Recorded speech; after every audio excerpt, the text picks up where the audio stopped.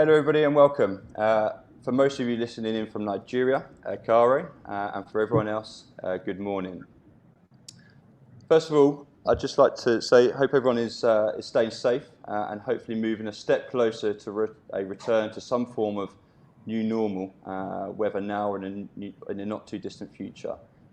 I'd like to extend a big welcome to everyone tuning in for the first Propak West Africa Webinar Series brought to you by Montgomery Group. As many of you are aware that the 2020 edition of Propak West Africa was scheduled to take place in 2 weeks' time, but as like many trade shows and mass gatherings in Lagos and that globally, we've had to postpone until 2021. As organisers, we are confident that Propak West Africa will be able to hold in September 2021, and after the chaos and the restricted business that the COVID-19 pandemic has brought to almost every country in the world, we strongly believe live events will prove to be even more crucial for businesses and organisations whilst they emerge from the current downturn and look to reconnect with their clients and community once more. For now though, I'm delighted to introduce you to the first Propak West Africa webinar, which focuses on the topic of climbing the innovative packaging and recycling curve. Before I hand you over, I'd like to remind the audience that we'll be taking a live Q&A at the end of the session. So do ask a question using the button below and vote for the questions you most want answered, and we'll do our best to get as many covered before the end of the broadcast. So without further ado, I'm delighted to introduce you to Yewande Adeyi, Senior Associate for Sustainability and Climate Change at PwC Nigeria. Yewande is going to provide the opening remarks and also introduce you to the fantastic panel we have lined up for you today. So over to you, Yewande.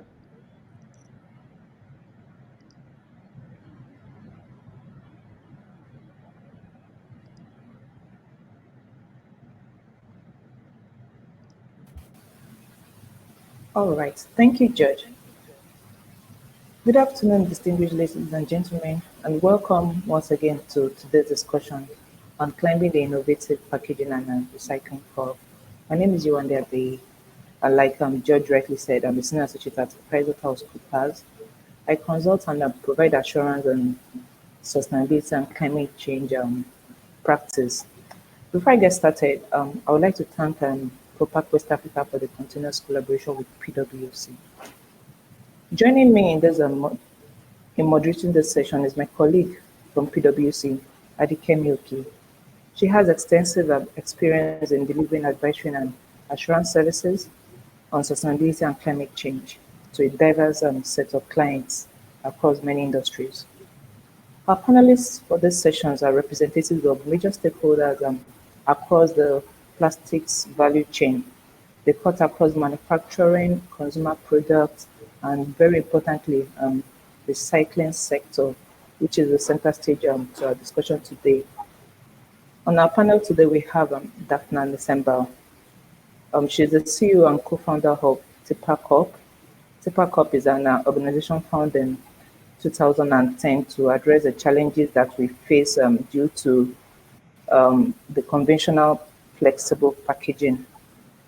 The vision of Propak has a vision to have the same end life for flexible packaging to have the same end life as organic matter while maintaining the qualities of conventional plastics. And consumers generally look out for properties such as sealability, printability, machinability, and the rest. And for such a purposefully built organization, you would agree with me that you have many insights to share with us today. Also on this panel, I have Amaka Onyemelukwe. She's the head of public affairs, communication, and sustainability in Coca-Cola. As we are aware, Coca-Cola is a major market player in beverage industry, and in the process of producing to serve its markets, Coca-Cola consumes plastic packaging materials as one of its major materials. The company has integrated sustainability into the way of thinking, acting, and engaging in the society. And recently, Coca-Cola launched its 2025 sustainability commitments to continue to drive sustainability practices and performance in the business. The last but not the least, Olawale Adebiyi is the CEO of Recyclers. Recyclers was founded in 2012 to promote environmental sustainability, socioeconomic development, and community health by providing convenient recycling services in densely populated urban neighborhoods. Recyclers currently run a franchise program for individuals who are eager to rid their environment of waste and at the same time provide a source of livelihood for the less privileged in their community. Recyclers is an ideal example of a social enterprise that exists beyond profits to make societal impact. You can view the full profile of this panelists on the Propak website. Today, they will be providing insights on innovation around plastic packaging design and manufacture towards plastic waste management. They will provide insights around plastic consumer behavior and management and the possibilities through the reuse and recycle of plastic products. This session is recorded and will be made available after the webinar for the benefit of those who might encounter technical challenges. We would like to make this webinar as interactive as possible, and like Joyce said, there's an opportunity to ask questions. So there's a tab by your right-hand corner, ask a question. So you can drop your questions there. I will try to answer as much questions as possible. At this point, I would like to hand over to my colleague, Adi Kemi, to proceed with this session. Over to you, Kemi.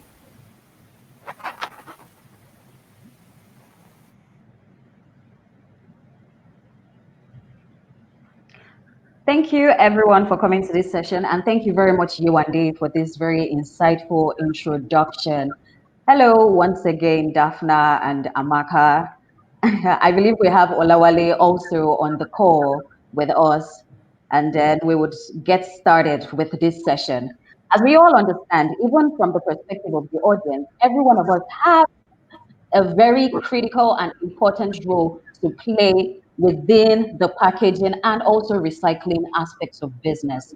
Now, what exactly are we going to do in the nearest future when we understand that by 2050, we would have more fishes in the oceans than plastic? That is very amazing. I would also like to understand our views on that. Now, in understanding this, what we will do is engage everyone, our panelists, from their different aspects of the value chain that they play, and start to understand how they can contribute to this very enlightening session. So we have about 30 minutes for this question and answer panel session, and I'm hoping we'll make the most of it. So I would get started with the questions and start to hear our interesting ideas and views. So quickly, going on to the first one, we understand that plastic waste has become a very urgent environmental issue. And in understanding that this is an environmental issue, one of the things that we know for statistics is less than 10% of this is recycled. But what happens to the 90%? If less than 10 is recycled, what happens to this 90%?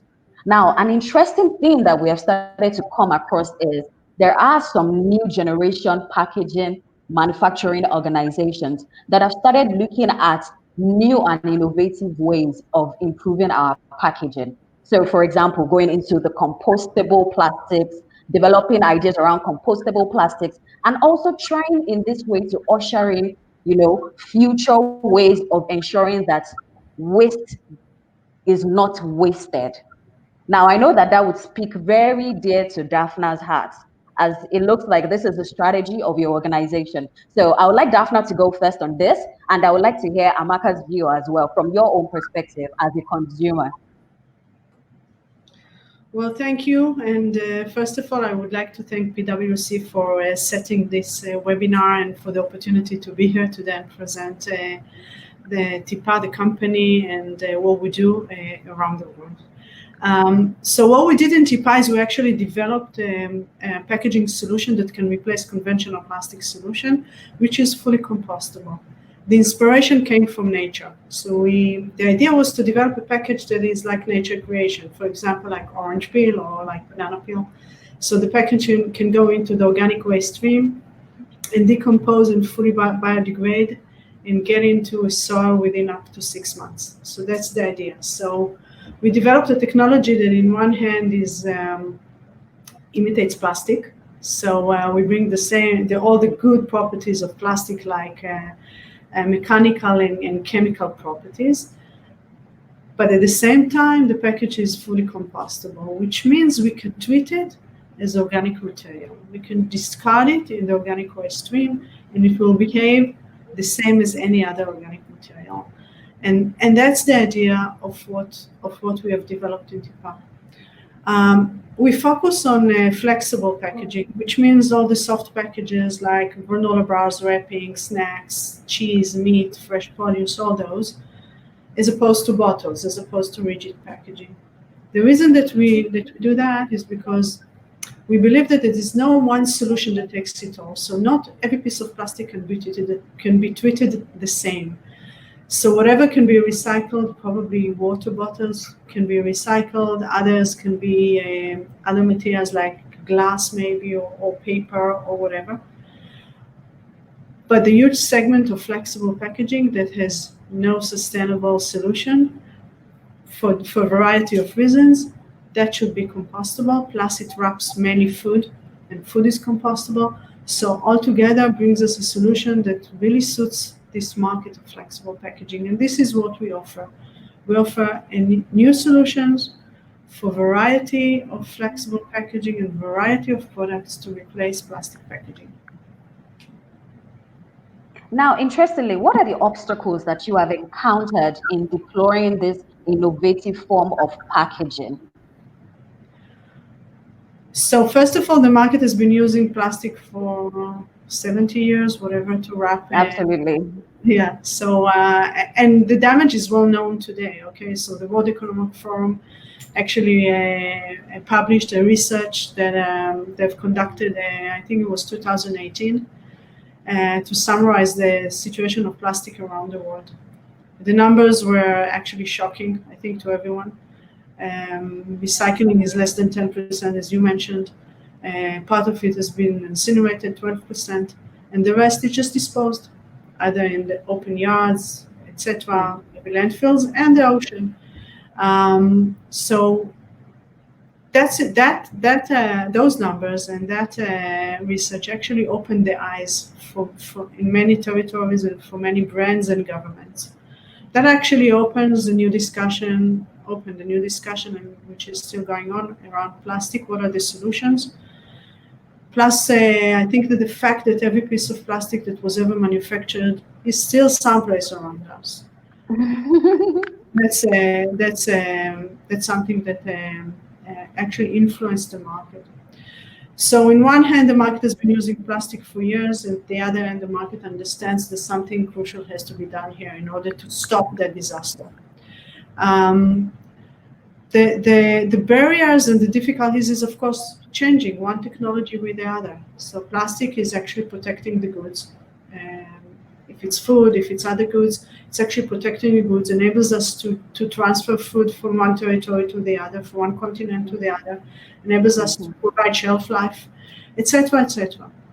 We had, in order to replace materials, we have to prove to the market that the new materials can really do that. So it's not just avoiding using plastic, but it's also gaining all those good parts of the plastic, which means that the new packaging has to really protect the goods. Otherwise, it cannot replace whatever we use, the plastic that we use today. And that was the main barrier, to prove that the technology can really work. The technology can really work in protecting the goods, working on machines, working on supply chain, providing shelf life, all those very important parameters in order to avoid food scrap or any other damages. But at the other end, to prove that the new technology is really compostable. And so we had to solve that, and that's what we did. We are in the markets in the last few years, already selling our products mainly in Europe and the US and Australia. So we've already done that. But the main barrier was to prove that the new technology can really replace plastic, to get time on machines or manufacturing machines, to prove that we can work on the same machinery, etc., etc. So launching new technologies is always hard. but especially if you need machines and you need to prove shelf life, etc., etc. And gladly we did that, and now we have other barriers. I mean, it's not an easy journey, but I can say happily that we've been successful in launching the new technology to the markets. And this is very insightful. Thank you, Daphna. So what I would like to also understand is, and maybe Amaka can help us with this, from your own perspective as a consumer goods manufacturing organization, how are you able to take the products that Daphna's organization manufactures and incorporate it into your own and your sustainability practices and your agenda to also attain almost like your sustainability recycling agenda or zero waste ultimately? Okay, thank you very much. First of all, I would like to start by thanking PwC and Propak West Africa for putting this together. Despite the challenging year, or at least we are having it virtually this year, and also to the many participants that logged in today. On our own side, I'm seeing it from a consumer good perspective. So we are very hopeful. First of all, is that we believe that of the plastic waste challenge that we are having, it really has to be a collective responsibility. For us as a company, the major focus is really starting from the design. In the way we design our packaging material to make it more eco-friendly. And that also gives us the opportunity to work with companies like us to be able to bring this to life. So, but we also, like what we had touched base on, there's a lot of challenges. For example, I'm using Africa and Nigeria for example. In our storage, in the way people, the consumers, even the people trade. So we have a very, in Nigeria, for example, most of the African countries, you see that the open market is 80% of the population still have their goods in the open market space, where the packaging material that these products are packaged is very essential to ensure that whilst you have packaged your goods in a particular manner, it is actually very sustainable enough to ensure that the products are protected, even when they are exposed to such harsh conditions. So yes, the eco-friendly designs are very key and very good and very welcome by us. For us as a company, we are actually partnering with most of the innovation companies that are in the space to redesign our packaging so that we can meet our target, to ensure that we introduce less plastic or wherever possible, even solutions that are totally compostable.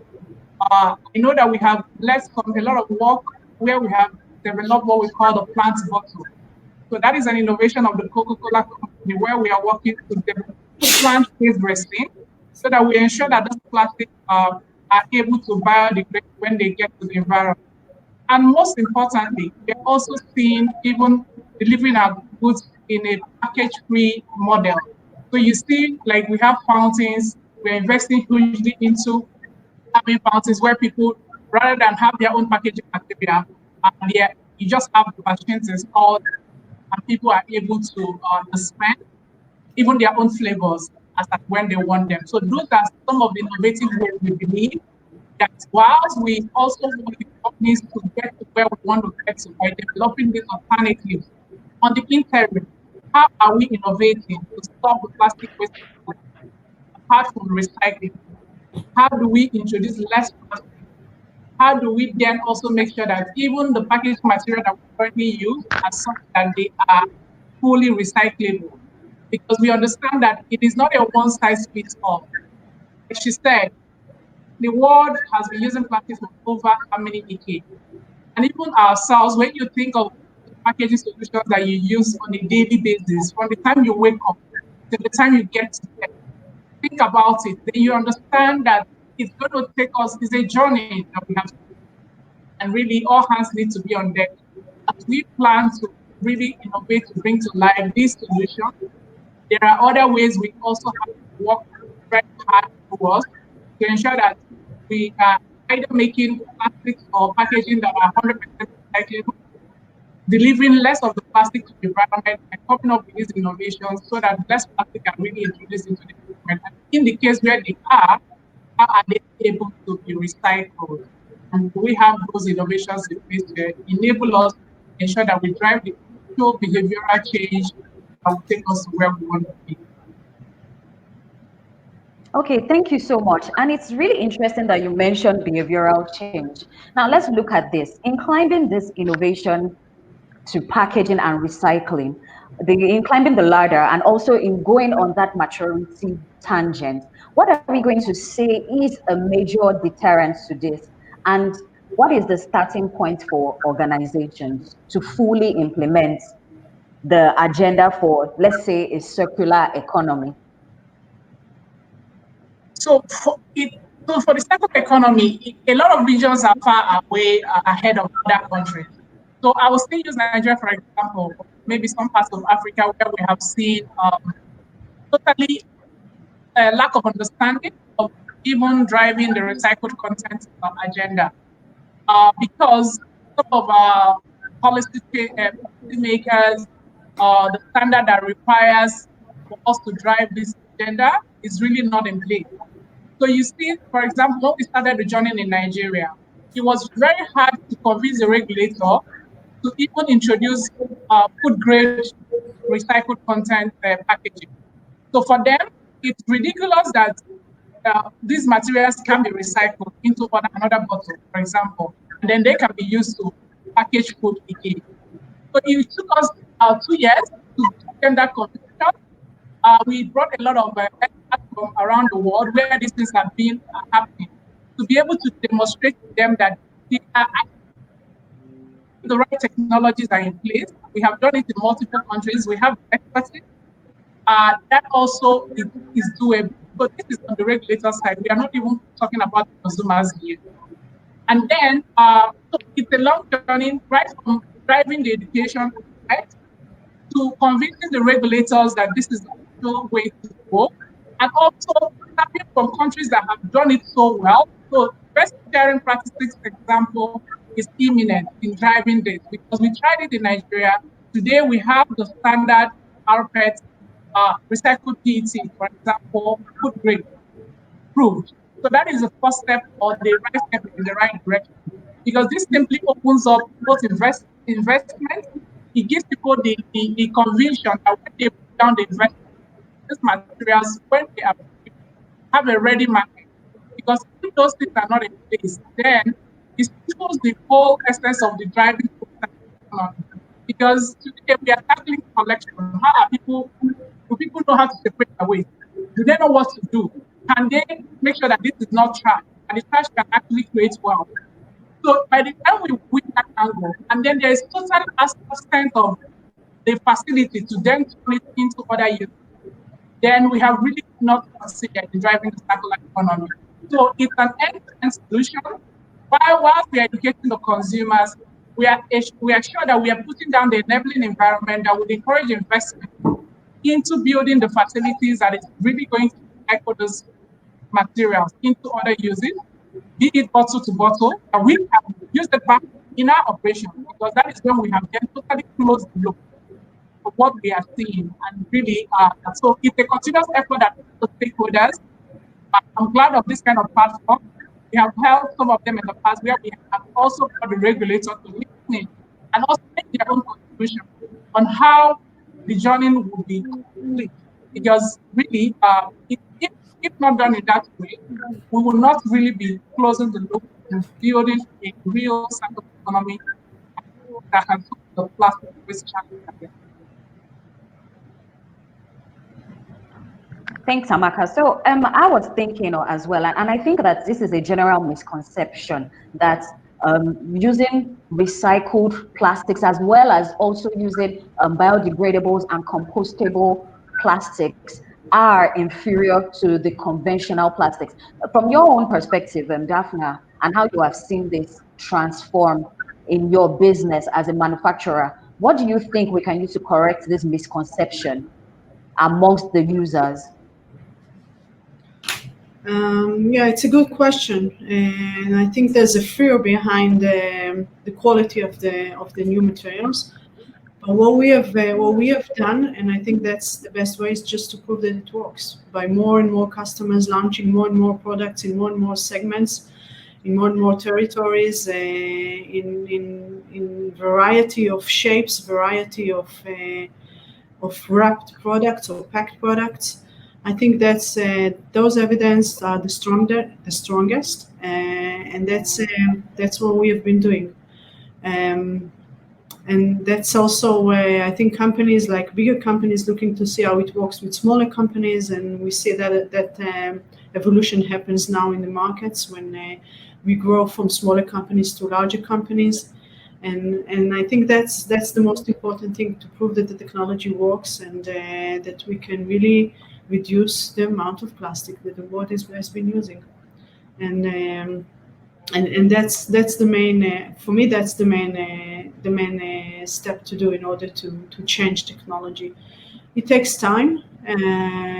It takes I would say leading companies to adopt the technology, and we see who are the companies who are want to be leaders, want to take the market to new generations, want to increase their market share within younger generations or new generations, and even existing generations. Those are the companies who tend to adopt new technologies. We definitely see that, and that's also a very important part of launching new technologies to the market. And it's a very interesting thing that you mentioned technology, because I was just going to also point out to the fact that we're aware of the mega trends that are causing the disruptions, as well as emerging technologies that are changing the way businesses even do business. So it's no longer business as usual for people. Either you innovate or you get moved out of the market. How are we also, making relevant all these emerging technologies? We've seen the 3D printing, we've started looking at the Internet of Things, the artificial intelligence. How does this all fit into our innovation strategy? So hearing from you, Daphna, from the manufacturer's perspective, also hearing from Amaka from the consumer perspective, how does your organization bring all of this in? I want to tell you something about myself. My background, I'm a software engineer. That's what I studied in the university in my first and second degree. I'm coming from a totally different background. When I initiated TIPA and started to build new technology in relatively a conservative market, the most important thing for me was always think out of the box. Don't do things as the industry has already been doing, because otherwise we'll find ourselves as another company in the market. But what we do is we think differently in every step that we do, and we think out of the box in every step that we do, starting with the technology. You call us manufacturer, but we don't have even one machine. We manufacture with collaborations, we work with other companies. We own the technology. We develop the technology, and we own the first, the second, and the third, and the upcoming generations of our technology. And we spread it virally around the world. We do that with working with existing manufacturers and existing companies that manufacture conventional plastic. Maybe I can come in here and say that I think innovation and collaboration is the first step to innovation, actually. Right. And thinking differently, thinking in new concepts, new models. I was asked so many times, how come a software engineer comes with a new material in the plastic industry? And one thing that I said, I was never afraid. Because I didn't know the limitations of the materials. So that's how we started developing something that maybe others would say, okay, this is not going to work. But since we're not coming from this industry, that's how we were able to think differently. And even, when I look at the majority of the management team in our company, everybody's coming from other markets than the packaging market. And this is how we succeeded building a company that thinks differently and takes the market into a different way and different direction. Doing all the innovation that we do in TIPA, the biggest innovation are the materials. But we also, as I mentioned, we work differently. We don't have even one machine, although we manufacture the materials and we sell the materials. We have different models in all aspects, almost all aspects, and that's what enables us to lead the market. when we look at the companies that we have to work with, the brands or the converters, the companies in our supply chain, for them it's also new to work with a company like us, because we bring new concepts and new materials, of course. But as I said, since 2017, and the plastic crisis started to really accelerate. I mean, the plastic crisis was there, but the awareness of the plastic crisis started to increase dramatically. We were able to start working with all different companies around our supply chain and to grow the company. And I'm saying again, collaboration and awareness and the willingness to do things differently, it's crucial to do other to actually save the world, I would say, I always give the example of when Henry Ford launched the first car to the market. When he did that, there weren't any roads or traffic lights. People didn't know how to drive cars, etc., etc. But he launched an innovation, dramatic innovation that actually changed the world, right? Because the acceptance started to increase when he did that. And eventually today we have roads, we have everything. So when people talk about infrastructure or talk about awareness or talk about the quality of materials or talk about the level of adoption, etc., etc., it's a process. It's not a change in one point of time. At a certain point of time, it's a change, it's a process, but we have seen that the major changes in the world started with innovation and acceptance of innovation. Not by going with the same existing path and trying to improve it, but looking at the problem from different angles. So again, I'm going to mention something that Amka also mentioned and you did. Recycling is a solution for part of the packaging. It's not one solution that takes it all. And that's a major point to start understanding that we have to adopt new technologies. Once we are at that point, then there's openness to many innovation and new products in the market. Okay, so before we even delve into, the whole recycling market, especially for us here in Africa, I would like to also hear Amaka's perspective. So in comparison with your competitors and your organization, how has emerging technology played in your innovation strategy?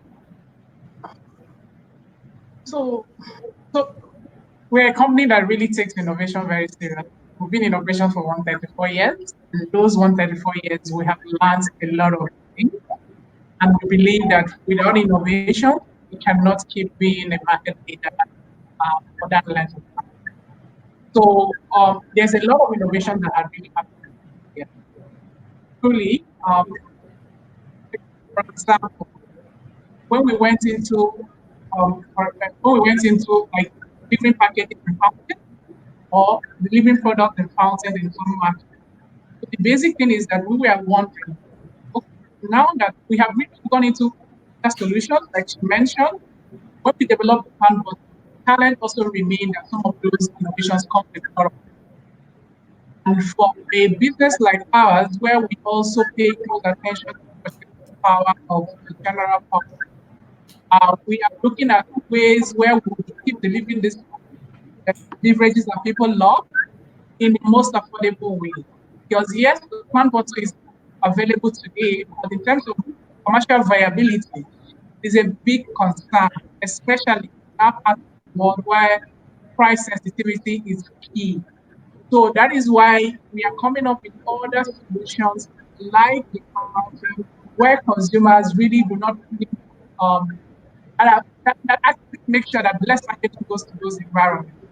And it's a continuous process. For example, also, we also understood from the interactions with our consumers and from, for example, the recycling community, that there are designs of our bottles, despite the fact that they're 100% recyclable, they pose a challenge to them.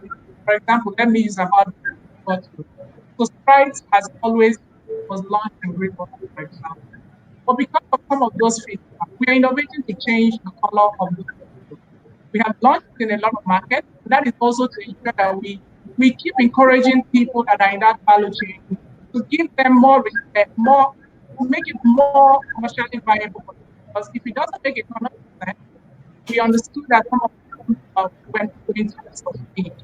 So those kind of those areas. And then we also came from a place where our bottles were very heavy. So now lightweight is another innovation that we have introduced, and that has seen us use technology to ensure that the products are protected while also being very light. It is not just only from the Coca-Cola perspective, because we believe that we can't do it alone. We have to hold hands to it. That is part of why, as far back as 2012 in Nigeria, we led an industry coalition known as Veggie, where we discussed about packaging, challenge ourselves, because we believe that if Coca-Cola only invests in this area and other companies do not have the same mindset, we are going to be, we're not going to meet our targets very quickly. And thank God in Nigeria, we drove that industry coalition. Today we have a total of 13 multinational companies coming together to drive this thing. Most recently, Diageo introduced some kind of biodegradable, non-bottle packaging, one of their brands. So these are things that we come together, we drive the change and innovation from the industry perspective, because that is why we believe that we can compete in the marketplace, but everything that concerns the environment, we should actually come together to solve that challenge. And that is the leadership, the commitment the Coca-Cola Company is leading in every market, because we've seen this as a collective action. The planet belongs to all of us. We really want to leave the world a better than we get. So that is part of those challenges. Yes, there are going to be challenges, but really, if we really continue in this space, innovation is critical. Even in the COVID scenario, we had launched a lot of machines and contactless. Those are the place of innovation. And those contactless machines are also to encourage and evolve with the times that we have found ourselves. Because we believe that without innovation, these things are not going to be. So for me, I would say that innovation is the key driver. We continue to open our door to a lot of people who are in this space so that we can innovate together. And I see this platform as a perfect opportunity where we all can co-create.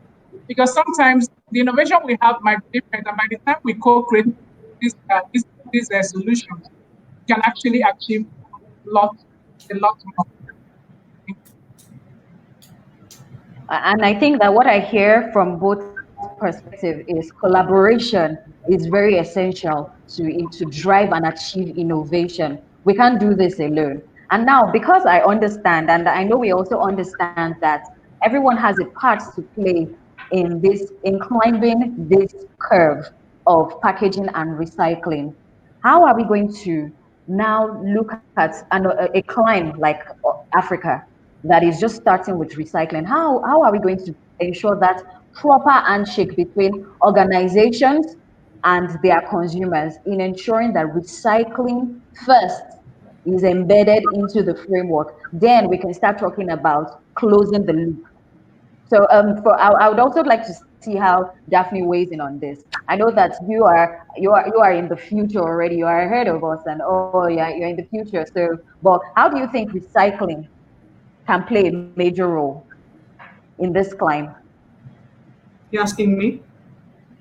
Yes, and Amaka as well. Okay, maybe you start with recycling. Okay, so for us actually, in as much as like we've been discussing in terms of having alternatives and biodegradable solution, which is comfortable. So the biggest challenge is that today, more than 90% of this packaging are still non-biodegradable. So how do we solve that solution? And really, that is where we believe that. First of all, it has to start from education, behavioral change, because we have to separate the waste at source before we can even go to recycling. And that is why from every avenue, from the consumer education bid, our bottles is a critical element. For example, for every of our packaging, the recycle me language, the recycle me test is very prominent. Before, it used to be a little bit tinier. What we have learned is that we should actually put it in multiple places, even on the cup, We are also designing now to make the communication more prominent.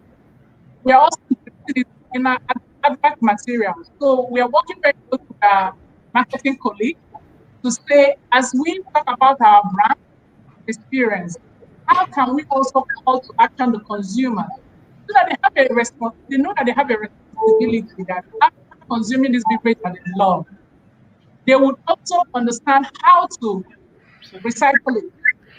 And then when you look at the landscape, especially in most parts of Africa, Nigeria, for example, the infrastructure is deficient.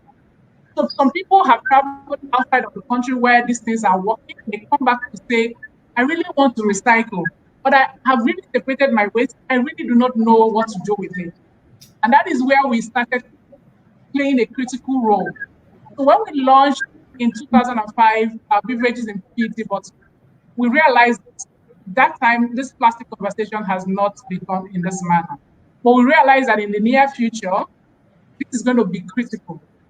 So the first recycling company in Nigeria, known as Alchem, our investment with our Nigerian bottler in Nigeria, to actually take them through how these materials can come back to them and then they can be used to produce textile materials. That is still functional because we led that partnership from 2005 up to 2011. And today, they are running a full circular economy to turn the bottles into other materials. But we realize that Nigeria is such a the solution they are bringing does not even take care of 50% of the waste that we introduce to the environment, not to talk of other beverage companies. So that is why the likes of recyclers and a lot of other recyclers in Nigeria. The good thing is that they have also formed a consortium known as RAN. So, and then that was why we also have to move to form the industry coalition so that we can build scale. Because what we did with Alchem was a perfect example. But then it was only solving a minute part of the challenge. Nigeria is a population of 200 million people. So this the kind of solutions that we need to ensure that we fully recycle in Nigeria is a big investment no one company can solve. We've started that journey. Another thing also that is very critical is that we have an extended producer responsibility. Part of that policy was driven from our own end to ensure that we have responsibility so that we can see more companies coming on board to drive the recycling in Nigeria. It is interesting to note that today it's just 13 companies that are driving that change. We have over 300 beverage or food and beverage manufacturers in Nigeria. So it's also tough where policies are not enforced. Nigeria is not lacking policies, I can tell you. But the challenge is that there are no enforcement push from the government. So it's still the same set of companies that are pioneering, piloting, and putting down their investments to ensure that it works. But for us as a business, we notice that it's just an integral part of our business. So we're not really doing it from a business case point of view because there is no financial return.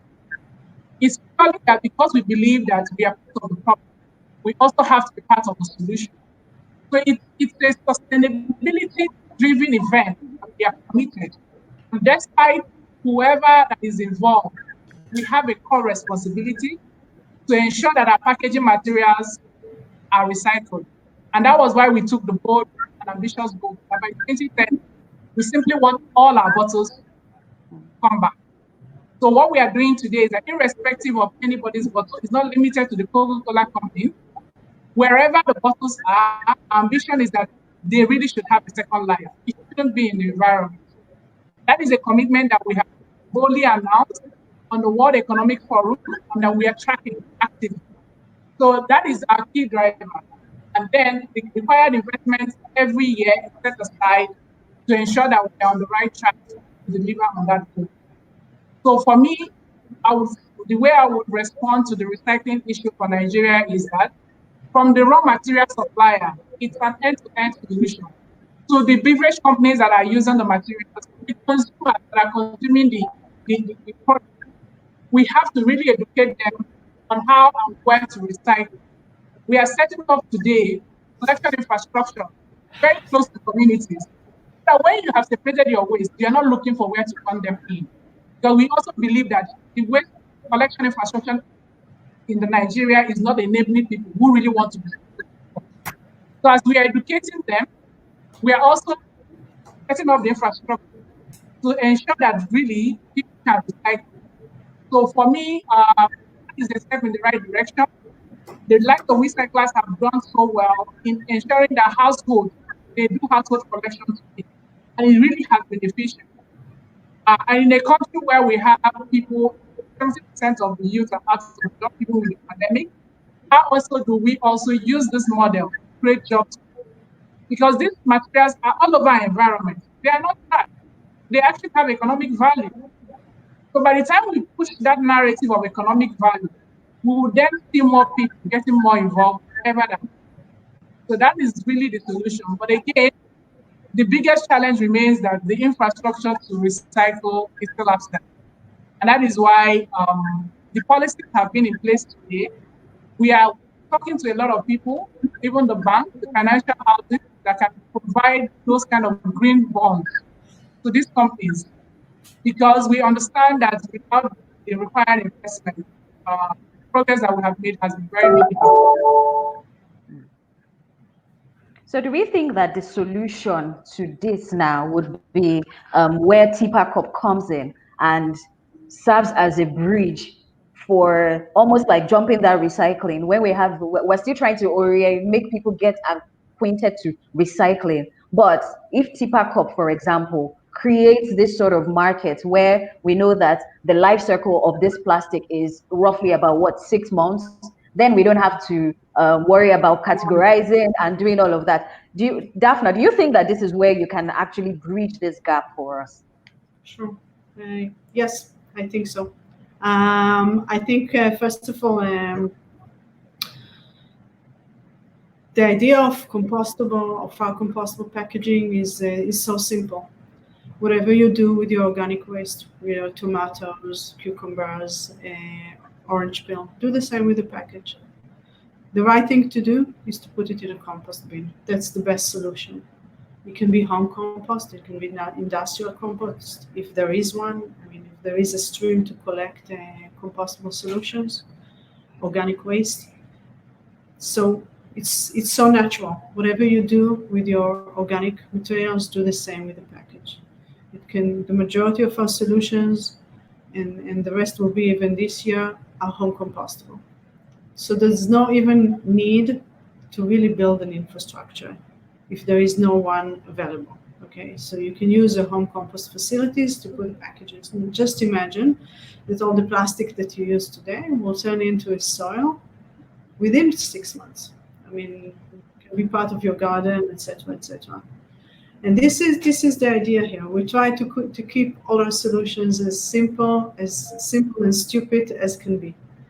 So, and most natural. Okay, so this is organic recycling. The industry calls when you take an orange peel and put it in your organic waste and stream, and it turns into a soil. This is organic recycling because it's a new resource. You actually create a new resource with your waste, and that's the idea. Organic recycling. Just put the packages, or do the packages, whatever you do with your other organic materials. And it's the beauty of this solution is that I'm not familiar with Nigeria, sorry, and I don't know what's the situation there and what's the government doing. I don't know, but implementing such a solution is so easy, and it can really detour all the other needs to build infrastructure and collection and etc. etc. Just do the natural thing, whatever the nature created, do the same. And of course, when we're coming to huge amounts and cities, then it's better to have an organic collection.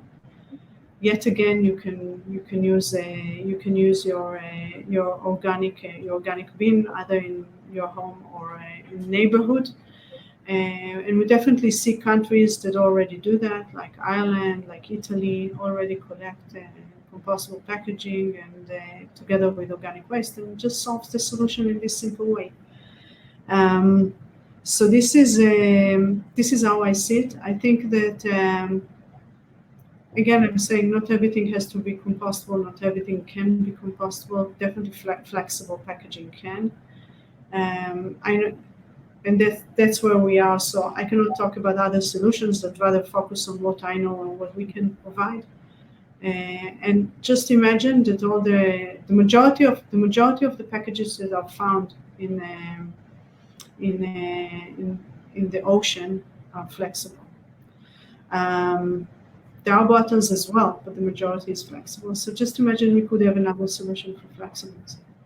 That's it. That's simple. The solution is ready. The infrastructure is easy to adopt. It's a matter of scalability. And that's absolutely correct. So now, on a parting note, I would just like to ask that for the packaging industry, what do we think the future looks like for packaging and recycling? I said that in the beginning of our talk today, of the webinar. I think that within a few years' time, we will have several solutions that live side by side. Packages like we mentioned, PET, etc., that can really be recycled will be recycled.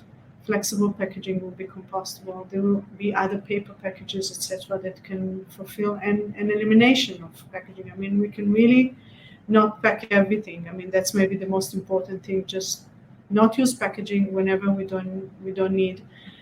Cut the usage of single-use plastic dramatically. That's what we have to do as society, as stakeholders in this industry. And eventually, what's needed to be packed will be packed, but in a variety of solutions that can live together in the same industry. And over to you, Amaka.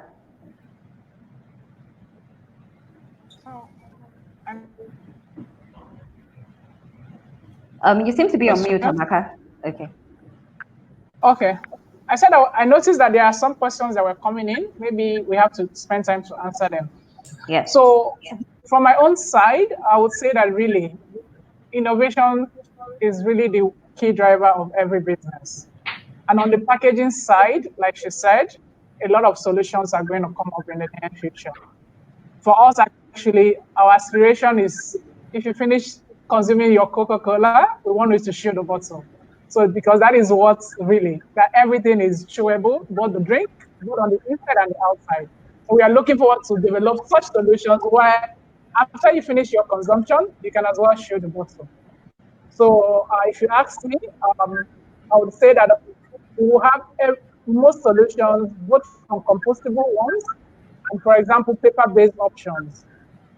And then even less packaged options where we have bulk products today. A lot of our markets, you can actually do your mix where you either select the flavors that you want, because these are given to you through the fountains. So we see more of that coming to other markets and being the way to go, where people are able to even have their own mix themselves. And that is really the future we'll see in packaging. A lot also a lot of focus will shift to ensure that we have packages that are much more environmental friendly as we innovate in this cycle. We're already seeing that happening, and we believe that in the near future, that is really where innovation is going to take us to. Absolutely, and I agree with both of you. And it has been a very wonderful time deliberating, hearing from your different perspectives across the value chain, and also getting a thorough understanding of how innovation meets packaging and recycling. So I would like to take a few questions from the audience and see if we can deliberate on that as quickly as possible. So I will look through the questions now that have been posted.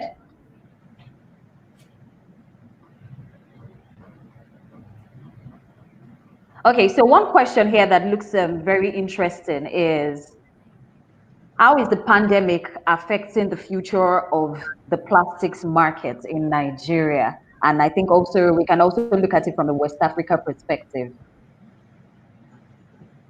So I'll pass this over to Amaka.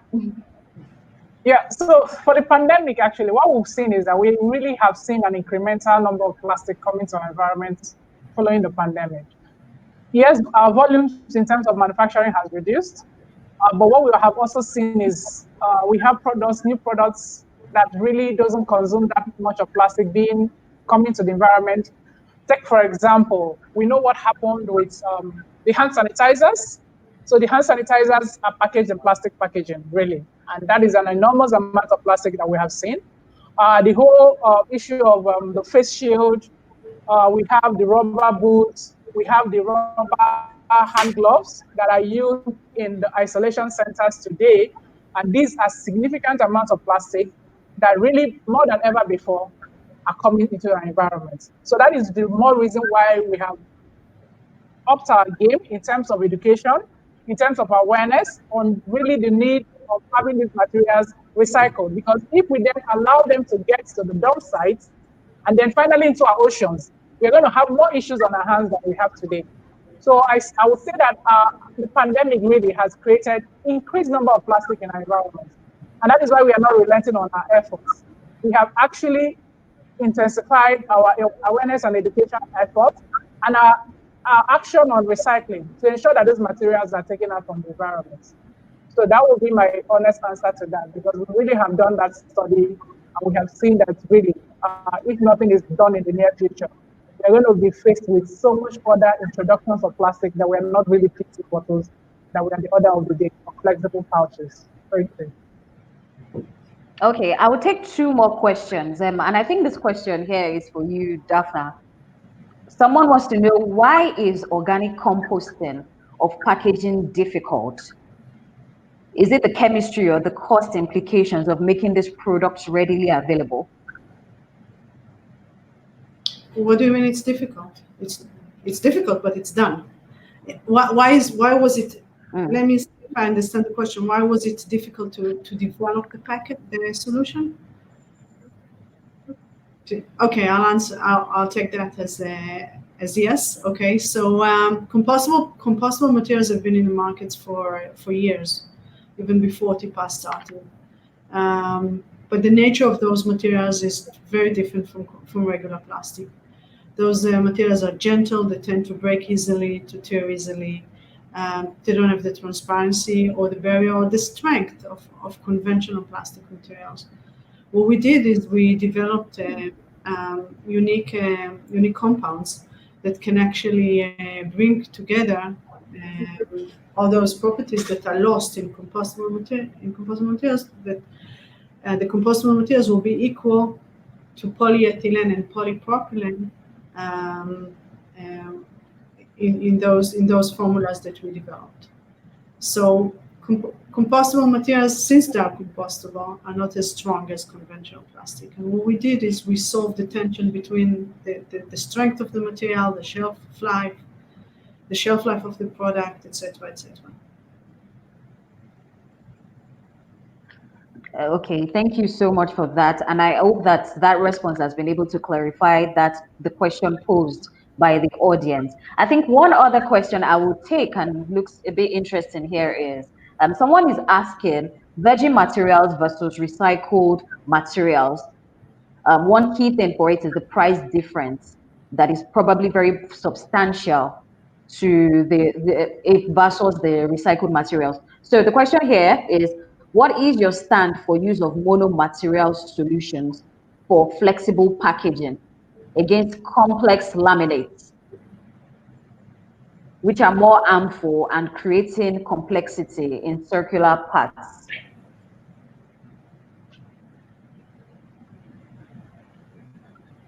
Yeah, okay. So if I understand the question, does the person want to know if virgin materials are more substantial?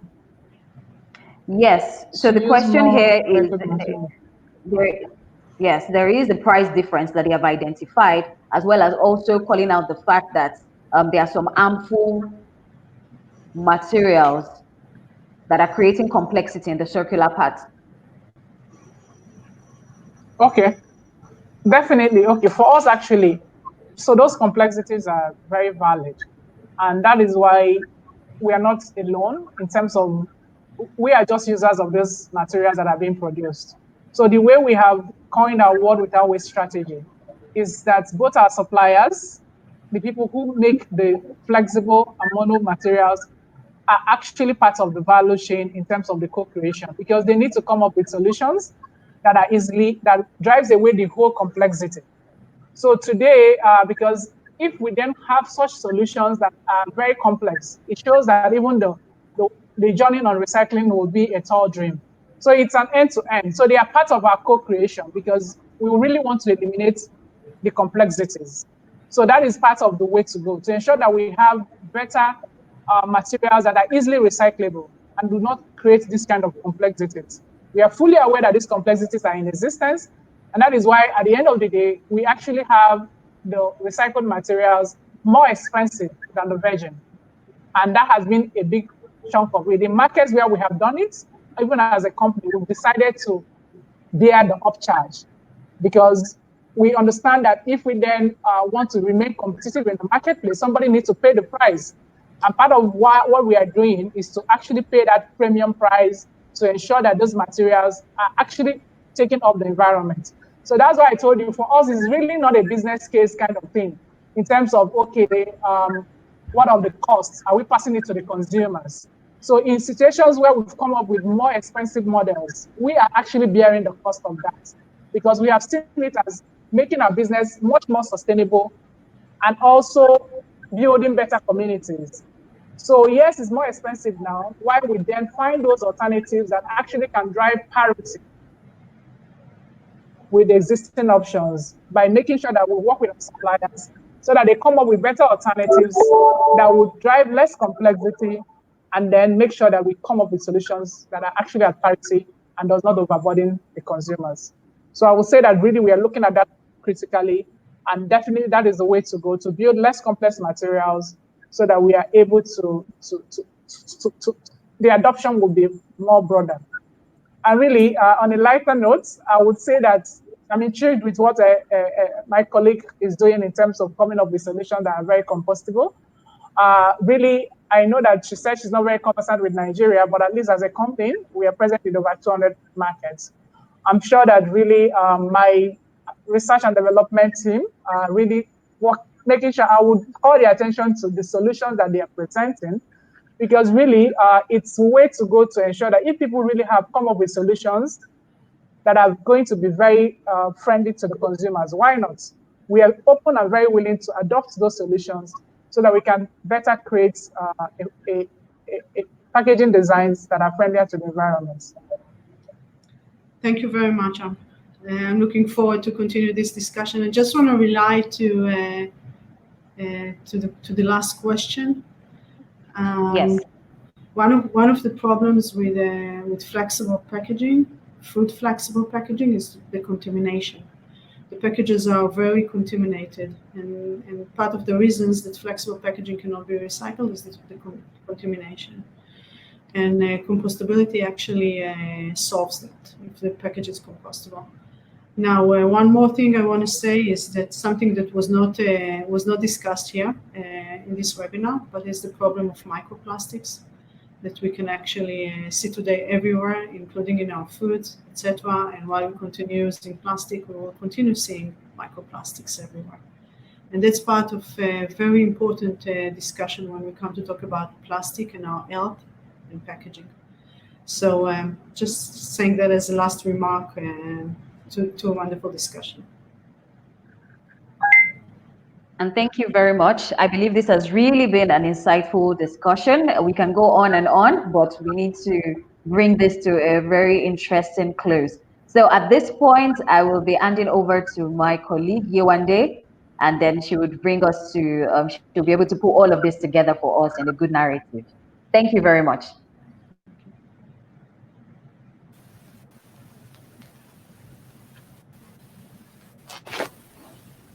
Thank you so much, Adikemi. Thank you, Propak West Africa, for championing this much-needed thought leadership at this critical time and bringing together brilliant minds and enthusiastic audience. I would like to thank the panelists and my colleague for making themselves available for the session today. Of course, you will agree with me that the panelists have been able to provide insights on how they are addressing the problems arising from plastic threats through technology, innovation, consumer behavior and recycling. And I'm glad they both agreed that innovation is a front burner issue in the plastics industry today. My appreciation also goes to our esteemed audience for your time. To mention again, the recorded version of this webinar will be available on Propak's website. Responses will be provided to questions we've not been able to answer, and you'll be notified once that is available. We encourage you to keep checking the Propak website for updates on subsequent webinars, which of course will last till the end of September. Thank you very much. Over to you, George.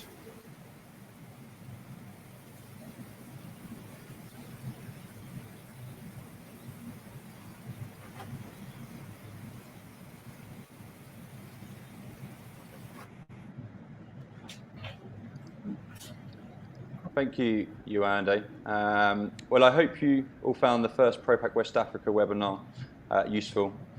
If you or anyone would like to watch the session again, a link will be provided via email shortly. So just to wrap up from our side, I'd like to extend a very special thank you to all of our speakers, from Daphne from Propac, and Amaka from the Coca-Cola Company, for providing us with this extensive knowledge and insights in recycling and sustainability. And of course to Yuande and Kemi from PwC Nigeria for moderating and providing the opening and closing remarks.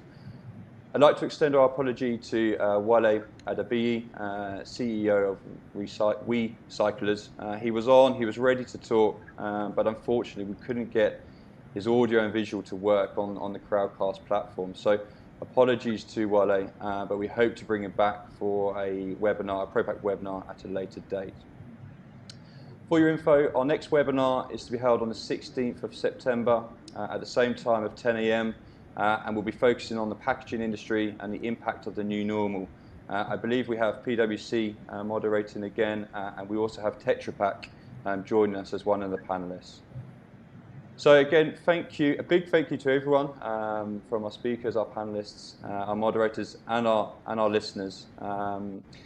Until then, until the next time, we look forward to connecting in 2 weeks. And thank you very much. Thank you. Thank you all. Thank you. Bye. Thank you. Bye.